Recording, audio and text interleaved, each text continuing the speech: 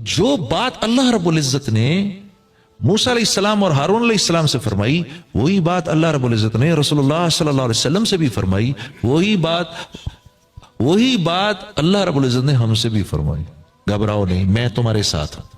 اب مجھے یقین آئے اس بات پر، مجھے یقین آ جائے اس بات پر، اس کی محنت ہے، یہ دعوت اس کی محنت ہے کہ مجھے یقین آ جائے۔ اس لیے میں نے حاجی عبدالوہاب صاحب سے یہ بات سنی کہ دعوت اللہ سے لینا ہے، سیاست لوگوں سے لینا ہے۔ اس لیے کیونکہ لوگوں کو تو لینا اچھا لگتا ہے، دینا تو اچھا نہیں لگتا ہے۔ ایک آدمی بار بار ہمارے پاس پہنچ جاتا ہے، ٹھیک ہے، اور یہ شفیق بھائی کے پاس صبح صبح پہنچ گیا ان کا گارڈ، جی شفیق بھائی وہ ایک باہر آدمی آیا ہوا ہے، کیا کام ہے بھائی؟ وہ جی اس کو کہہ رہا ہے کہ آپ نے اس کو 10,000 روپے دینے۔ تو نے کیا بولا اس کو؟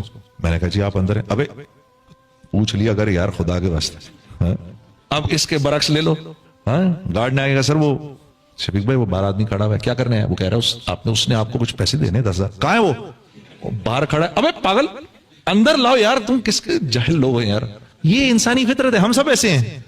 شفیق بھائی کو تو میں نے ایسی بیچ میں لپیٹ دیا، یہ ہم سب ایسے ہیں، لینا اچھا لگتا ہے، دینا اچھا نہیں لگتا۔ تو یہ سیاسی لوگ ہم سے لینے آتے ہیں، اس لیے ہم ان سے فطرتاً نفرت کرتے ہیں۔ یہ ہمیں فطرتاً ہمیں برے لگتے ہیں، بیچارہ کچھ بھی کرتے ہیں ہمیں برا لگتا ہے۔ لیکن کبھی کبھار میں سوچتا ہوں یا اللہ اگر یہ اتنے ہی برے ہیں تو ان کو حکومتیں کیوں دے دیتا ہے؟ ایسی میری بات ذہن میں آتی ہے، کیونکہ یہ ایک ایسا کام کرتے ہیں جو ہم نہیں کرتے، ایک ایسا بڑا کام کرتے ہیں، یہ ایسا اللہ کی نظر میں ایک ایسا بڑا کام کرتے ہیں جو ہم نہیں کرتے۔ وہ کیا ہے؟ یہ اپنا وقت اللہ کی مخلوق کو دیتے ہیں، بیٹھے رہتے ہیں لوگوں کے سامنے۔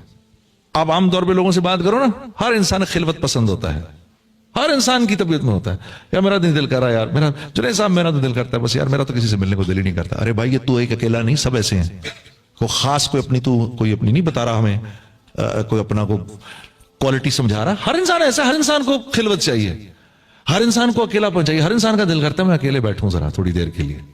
لیکن یہ اپنا وقت لوگوں کو دیتے ہیں، یہ جا کے بیٹھ جاتے ہیں بیچ میں جا کے لوگوں کبھی اس کی سن رہے ہیں، کبھی اس کی سن رہے ہیں، کبھی آدمی تھک جاتا ہے مینٹلی۔ دعوت کے کام میں آدمی اتنا تھکتا کیوں ہے؟ کیونکہ ہر وقت لوگوں سے ڈیل کر رہا ہوتا ہے، اور لوگوں سے ڈیل کرنا بہت مشکل کام ہے۔ اسی لیے اللہ رب العزت انبیاء علیہ الصلوۃ والسلام کو عام لوگوں سے کہیں زیادہ طاقت عطا فرمایا کرتے تھے۔ انبیاء کو اونگ نہیں آتی تھی، انبیاء جمائی نہیں لیتے تھے، ہاں کیوں؟ ورنہ کہاں سے ہینڈل کریں تھے؟ اور ہم نہیں دیکھتے، ہم کتنی بار ہم نے سنا ایک آدمی مسجد نبوی میں آیا تو رسول اللہ صلی اللہ علیہ وسلم صحابہ کے ساتھ تشریف فرما تھے، کتنی بار ہم نے یہ بات سنی؟ تو اللہ کے نبی کا نہیں دل کرتا ہوگا کہ جا کے اپنی پیاری بیوی کے پاس بیٹھیں، اپنی پیاری عائشہ کے پاس بیٹھیں، ام سلمہ کے پاس بیٹھیں، جا کر حضرت حفصہ کے پاس جا کر بیٹھیں، دوسروں کے پاس جا کر بیٹھیں، ان سے بات سنیں، تھوڑی سن کے بھی سنیں، اپنا دل بہلائے نہیں کرتا ہوگا، دل ظاہر سی باتیں کرتا ہوگا۔ لیکن جو انسان اللہ کے بندوں کو وقت دیتا ہے وہ اللہ کے ہاں اونچا ہو جاتا ہے، اور وہ ہم نہیں دیتے، ہم اپنے گھروں میں بیٹھے رہتے، نہیں بھائی میرے پاس ٹائم نہیں ہے، یہ لوگ دے دیتے ہیں، یہ سیاسی لوگ۔ اس لیے میرے دوستوں اللہ پاک کیونکہ کہتے ہیں چلو یہ جیسا بھی ہے کم از کم میرے بندوں کو وقت تو دیتا ہے، انہیں اسی کو لے جا کے ان کے سروں پہ رکھو جیسا بھی ہے۔ تو سیاست ہے لوگوں سے لینا، دعوت ہے اللہ سے لینا براہ راست۔ جب کبھی گشت پہ نکلو، میں نے حاجی صاحب سے یہ بات سنی، جب کبھی گشت پہ نکلو، گشت پر نکلتے ہوئے یہ دعا کرو، اپنی دعائیں کرو اللہ سے۔ وہ دعا اللہ پاک ایسے نہیں ہو سکتا کہ وہ رائے گاہ جائیں، کیوں؟ گشت پہ نکل رہے ہیں، گشت پہ جاتے ہوئے جو کام انبیاء کیا کرتے تھے۔ آج کے دور میں کہاں، آج کے دور میں تو انبیاء نہیں ہیں، لیکن آج کے دور میں یہ اونچا کام اللہ رب العزت نے اس امت کو تمغہ امتیاز کے درجے میں دے دیا ہے۔ اس امت کا ہر بچہ دین کا داعی ہے، بچہ دین کا داعی ہے۔ آپ بھول گئے وہ قصہ حسنین کا، رضوان اللہ علیہم اجمعین کا قصہ آپ بھول گئے کہ وہ ایک صحابی کو دیکھا کہ غلط وضو کر رہے ہیں، بڑی عمر کے تھے، اللہ کے نبی صلی اللہ علیہ وسلم کے ساتھیوں میں سے تھے۔ تو اب آئے دونوں، اب دعوت دیکھو کیسی ہے، یہ کیسی دعوت چل رہی ہے، واہ سبحان اللہ، کیا دعوت چل رہی ہے۔ چچا جان ہم دونوں بھائی یہ کہہ رہے ہیں وضو ایسے کرتے ہیں، میں کہہ رہا ہوں وضو ایسے کرتے ہیں، آپ ذرا دیکھ لیں ہم دونوں وضو کرتے ہیں، وضو کیسے کرتے ہیں، کون صحیح کر رہا ہے؟ اب ان دونوں کے سامنے، ان بزرگ کے سامنے یہ دونوں وضو فرما رہے ہیں، تو بزرگ کو احساس ہوا کہ غلطی میری ہے، ان بچوں کی نہیں ہے، تو پیچھے سے آ کے دونوں کو اٹھا لیا، प्यार किया और कहा तुम ही इस लायक थे कि नबूवत के खानदान में पैदा होते, गलती तुम्हारी नहीं, गलती तो मेरी थी, और किस खूबसूरती से मेरी इस्लाह की है। बच्चा बच्चा दाई है दीन का इस उम्मत का। इस उम्मत की हर औरत दाइया है, इस उम्मत की हर औरत दाइया है। घर नहीं चल सकता औरत के बगैर, नो वे, घर नहीं चल सकता औरत के बगैर। हाँ, बड़े से बड़ा तुर्रम खान, उसकी बीवी उससे नाराज हो जाए, उसकी जिंदगी हराम हो जाती है। बीवी को ठीक रखना, सीधा रखना, ये एक बहुत बड़ा आर्ट है। हाँ बिल्कुल, मैं तो उस तबलीगी को तबलीगी नहीं मानता बिल्कुल भी, बल्कि मेरा दिल खट्टा हो जाता है उस साथी से मिलकर के जिसकी घरवाली उससे नाराज चल रही हो। मैं कहता हूं यार तू क्या आदमी है यार, एक औरत नहीं संभलती तेरे से। हाँ, क्यों तू सारे आलम का तू क्या करेगा, तू क्या करने निकल रहा है बाहर। हाँ? एक औरत संभल नहीं रही हो, तू सारे आलम की फिक्र में निकल रहा है। हाँ? तो घर चलता है औरत के होने से, घर चलता है औरत के होने से। हाँ, सबसे बड़ा, मैं कहता हूं सबसे बाअखलाक, अल्लाह के नबी क्या फरमा रहे हैं, सबसे बड़ा बाअखलाक वो है कि जिसके घर वाले उससे खुश हैं। सुभान अल्लाह।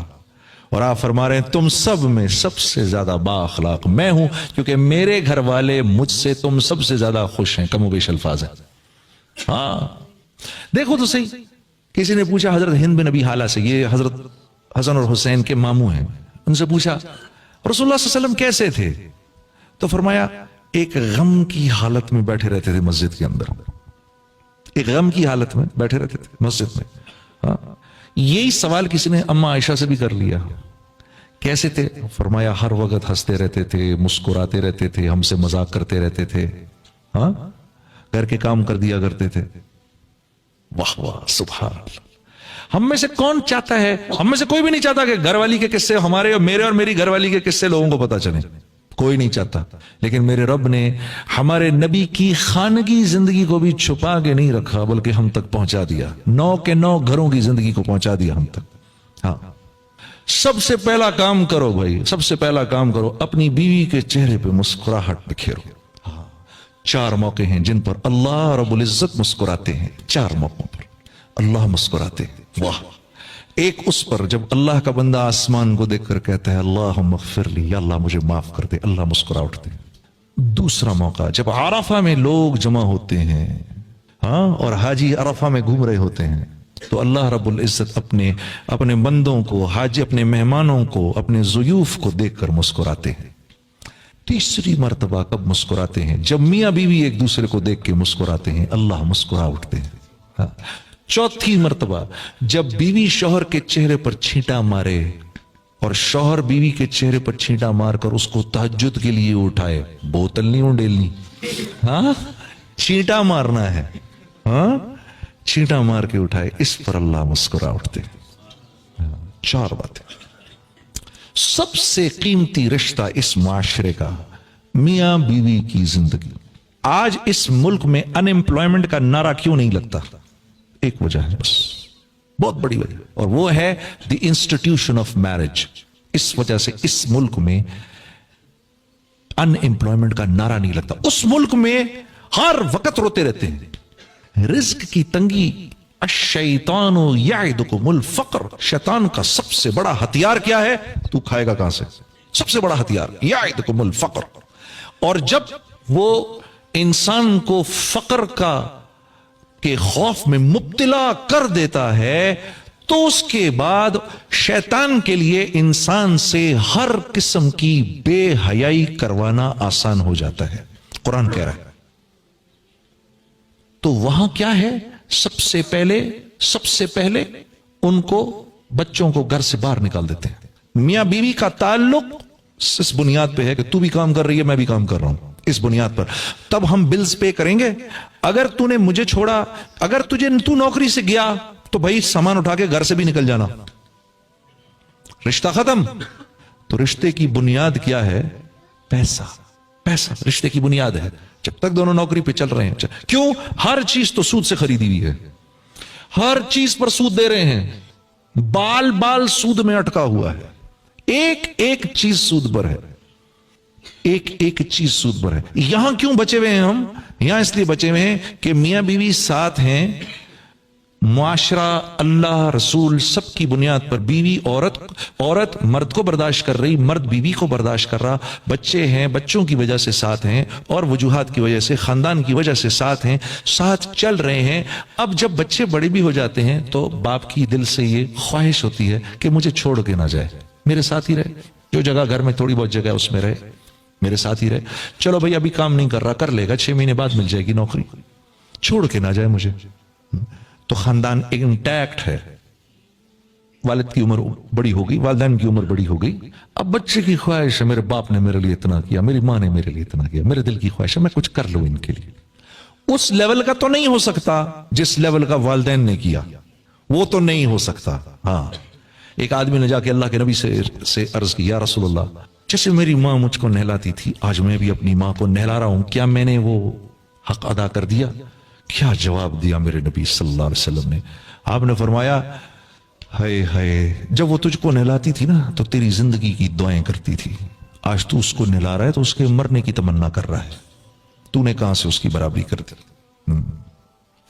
हाँ मेरे दोस्त, खुशकिस्मत हैं वो लोग जिनके वालिदैन अभी तक जिंदा है, खुशकिस्मत हैं वो लोग, खुशकिस्मत हैं वो लोग जिनके वालिदैन जिंदा है। बाप के और बेटे के बीच में रिश्ता इंतहाई नाजुक रिश्ता होता है, इसीलिए जिस बेटे ने अपने बाप को राजी रखा, हाँ, तो जो दुआ बाप के दिल से निकलती है, जुबान से नहीं, बाप तो देता ही रहता है जुबान से दुआ, हाँ, जो बाप की जो दुआ उसके दिल से निकलती है, उसके और अल्लाह के बीच में एक भी हिजाब नहीं होता। जो दुआ बाप अपने बेटे के लिए करता, मां के लिए तो करते ही हैं, बेटे तो मां के हो ही जाते हैं। अजीब, मैं हैरान होता हूं कि मां के बारे में नहीं फरमाई ये बात, बाप के बारे में फरमाई। हाँ, अरे यार डैडी आपको क्या पता, बाबा आपको क्या पता, अरे डैडी वो दिन गए, उफ यार उस बाप को देखो तो सही, जरा एक मर्तबा देखते रहो, उसको देखते रहो, ये ना होता तो तू भी ना होता।